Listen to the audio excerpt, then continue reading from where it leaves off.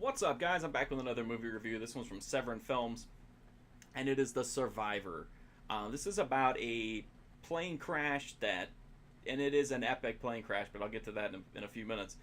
It's about a plane crash. Everybody on board dies except for one guy, the pilot. He survives pretty much like unscathed. He just walks away from this horrific, terrible plane crash, and he doesn't really remember much about it, and he has these like horrible visions afterward. And at the same time, there's a psychic who is getting all these messages from people who died in the plane crash, and they want her to work with him, and so she's seeking him out.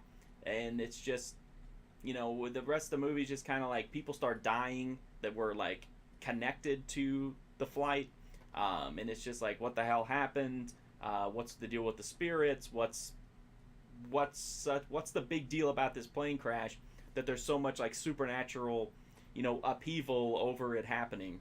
And that's what the movie explores. This is not a horror movie. It's more of like a slow burn thriller. I liked it. I didn't love it. It's got good performances. It's well written. It's got good suspense. It's got great atmosphere. But unfortunately, I just couldn't connect with it. I felt like it moved way too slow. I don't need crazy ADD style editing or storytelling, but it just seemed like, I don't know, like it just took way too long to get where it was going. And if it would have paid off with like just riveting suspense or just atmosphere that sucked you in, it would have been different. But it was good, don't get me wrong, but it was just like not, the destination and the journey were just not worth like the super slow pace. Like I don't really know any other way to put it.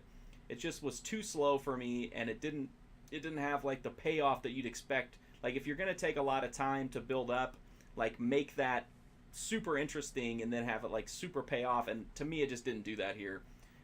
Like I said, the performances are good. It's well written, good atmosphere, and the real draw to this movie, in my opinion, it happens in the very first scene. And the plane crash itself is amazing. It was $1 million plane crash at the time. Just an amazing scene. If nothing else, you need to see the movie just to see that scene. I did like some of the like eerier moments toward the end. It has a decent finish, but for me, it was too slow. And like I said, the payoff wasn't there, and it just wasn't effective enough to justify that slow of a pace. I'm sure other people will like it, and it does have a pretty, it does have its fan base. But for me, just too slow. That's the only way I could put it. Like it was really dragged at times. The Blu-ray from Severin Films has an HD transfer. Obviously, it's got interviews, featurettes, archival TV specials, and trailer reels. It's a good disc. The transfer looks really good. I don't have any problems at all recommending the disc if you're interested in the movie. As far as recommending the movie itself, I can't really even give it like a fair recommendation.